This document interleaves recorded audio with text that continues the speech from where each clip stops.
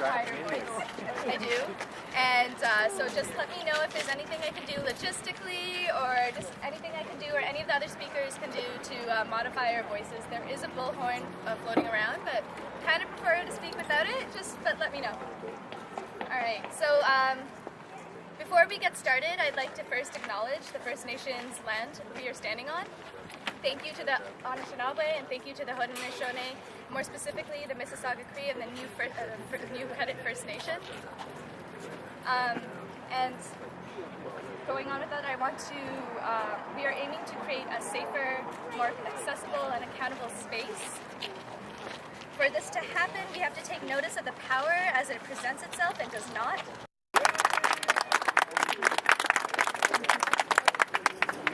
So in order for all people here to feel comfortable, I'd like to ask for any persons from the media or from law enforcement for right now to make it clear that they're present.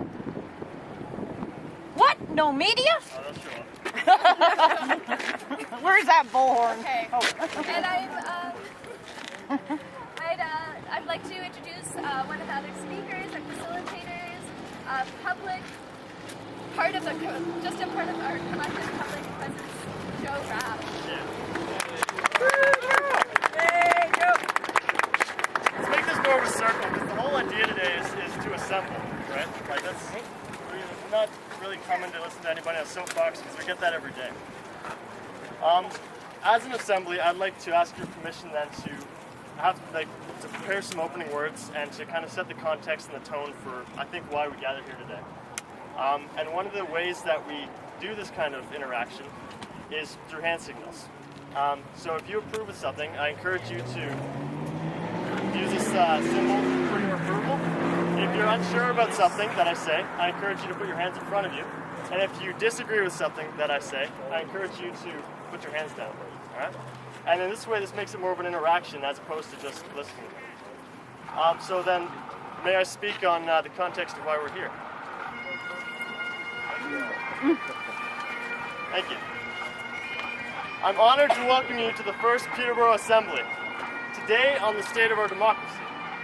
I regret that we couldn't just gather here to praise our democracy, or to enjoy the parade, or to check out CD Sunday across the street. But while I regret this, I am very excited to inform you that we are gathering in solidarity with over 30 cities across Canada and thousands of Canadians here in the backyard of the MP who's been at front and center of this whole issue. Now, here's a little bit of context for people who aren't quite up to date.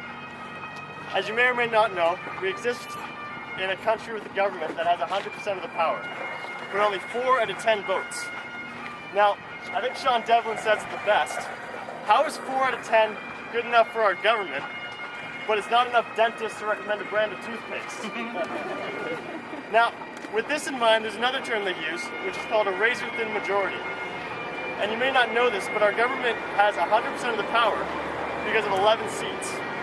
And across those 11 seats, all of which have complained about fraudulent activities, they won by a margin of victory of less than about 6,000 votes. That is 0.01% of the total Canadian vote. That's what they call a razor-thin majority. Or it's what Stephen Harper calls Canada's benign dictatorship. But we all knew this. But what we just learned is that not only might be a fake majority, not only is a benign dictatorship, but it might be a stolen benign dictatorship. John Fryer, and here I'll give you a bit of... Yeah! Woo! Or no, I don't know if we disapproved or what. Yeah. It's confusing, I know. Yeah. But, so here's a bit of a kind of a timeline of things that have been going on. John Fryer, a member of the Order of Canada, a professor at the University of Victoria, who's got a CV longer than this speech, penned an open letter describing a campaign school at the Conservative aligned and intricately linked Preston Manning School Centre for Democracy. In 2010 of this campaign, quote, he says, instructors made it clear that robocalling and voter suppression were an acceptable and normal part of winning political campaigns. He goes on to say that tactics such as posing as a member of another party and making rude calls at inconvenient times were strategies to either suppress or change votes in their favor. These were the instructors at this campaign school. Now fast forward to the 41st federal election. Not only is voter apathy at a record high in Canadian democracy, not only has income inequality pushed the marginalized populations even further away from the right to vote, but across 77 ridings, there have been over 31,000 complaints of just the kind of fraudulent activity endorsed at this campaign school, largely targeting Liberal and NDP voters. Now, let's put this in perspective. How many of you, when you get a bad cup of coffee at Tim's, actually take it back and complain? Now, exactly. As a stereotype, as Canadians, unless it's the weather or your hockey team doesn't make the playoffs, a Canadian complaint is like a dog year. 31,000 complaints is not just 31,000 complaints. This is a systemic issue that needs to be fully investigated. Sure, yeah. Now, furthermore, when Elections Canada is reporting now, and I'm very much encouraged to see the pan-generational crowd here today, is they're reporting that the complaints have greatly targeted seniors. Seniors who are both, one, more likely to vote, and two, more likely to fall for this kind of fraudulent garbage. Seniors that have likely fought and lost defending the vote that got stolen from them, which is an interesting piece of why we're here at Confederation Park.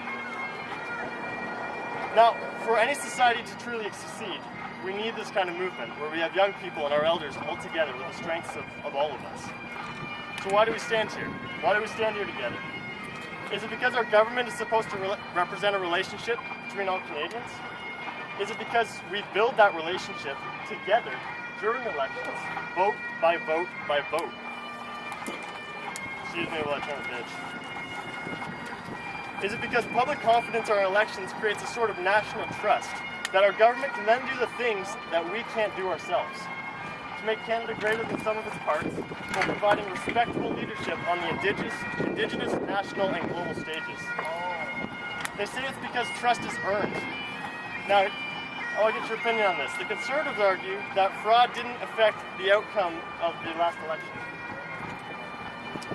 They go on to say that if the opposition wants them to release the records, then the opposition needs to release the records first, but the Conservatives still don't necessarily need to release their records because there's no proof that they did anything wrong. Nay. That doesn't make sense. I didn't know. I did say that right. This isn't loud enough.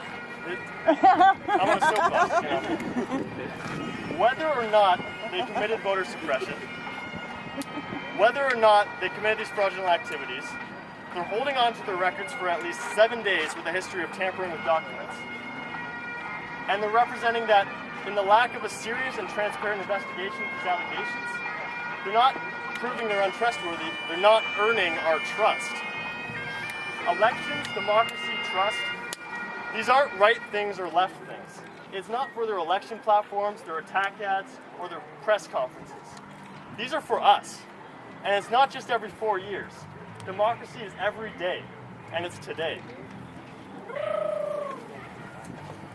I think we stand here because we've been lulled to sleep. It's true, as they say, that sometimes Canadian politics is kind of like a mouthful of crackers. And I'm a politics geek. It's very dry. But the dream's over, and we're waking up to a Canada that does not value our trust in it. Looking around at the faces gathered here today, though, I think we're realizing we're waking up, and that we're together in this. We're not alone. I think we stand here because a guy, Taylor, made a Facebook event. When I saw the... Thank you, Taylor. Where's Taylor? This is... The examiner's here. Oh, hey, examiner. Okay, everybody knows that the examiner's here as well. The checks is around the corner.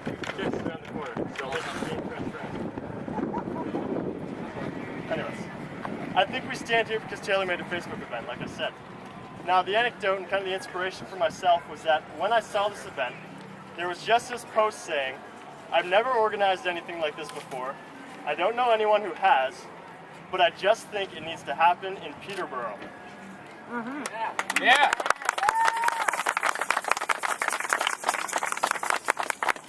And with this line at the end that just said, does anyone want to help? Now, look what one person waking up, asking for help, can pull together in less than a week. Imagine what the 40, 50 of us here today could do in a month. because we've all watched our MP Dean Del Mastro, the Robo Maestro, bring the Conservatives to Peterborough instead of Peterborough to Parliament. He's our elected representative. All of our elected representatives. We've watched him become the head Harper Robo MP, mindlessly towing the party line, repeating the same talking points, and holding out, hoping that the most unprecedented allegation of election fraud in Canadian history is just going to blow over. Yeah. Now let's take it back to another election. In 2008, the BC riding of Sandwich Gulf complained of robocalls, impersonating party campaign officers. While complaints were lodged with Elections Canada, they couldn't identify the culprits and the case was dropped. Will Horder of the Dogwood Initiative cautioned, if someone with subpoena power doesn't step up with some investigative muscle, I predict more such operations in future elections. Yep. As Canadians, we have the privilege of defending our democracy at the same time that around the world people are fighting for theirs. With very few shining examples out there, as global citizens, we need to step up and stand up for something worth fighting for. Yeah.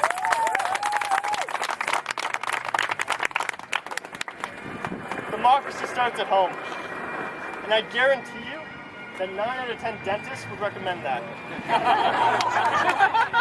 Thank you for letting me speak. Cheers.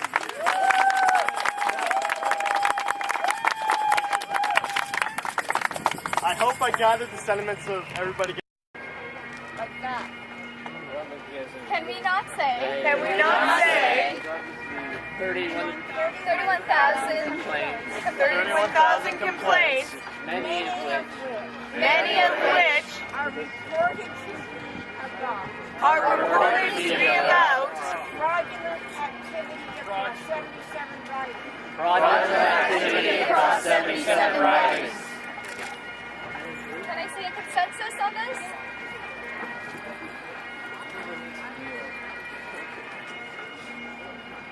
Well, I'm not sure. Well, I'm not sure. How about this one? This one. Since in previous elections, Correct me if I'm wrong. there was only about 500 to 700 complaints. there was only about 500 to 700 The complaints. question of scale, The question of scale, 31,000 plus doesn't compare. 31,000 plus doesn't compare. Yes.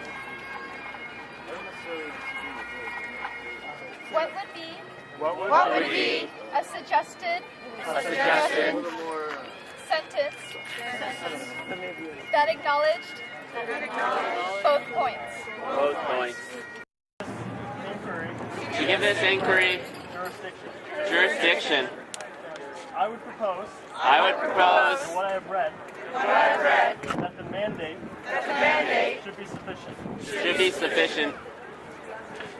Can I ask, Time frame. What do you want to ask? is there Time frame.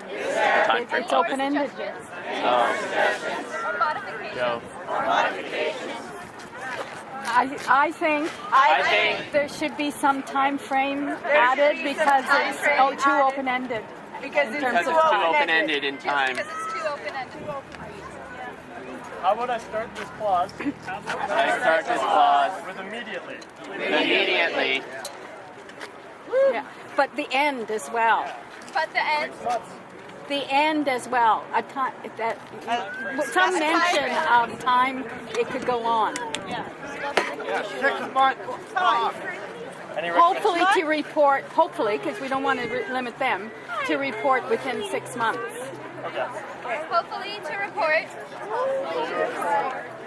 in the time frame Time frame of 6 months. of 6 months.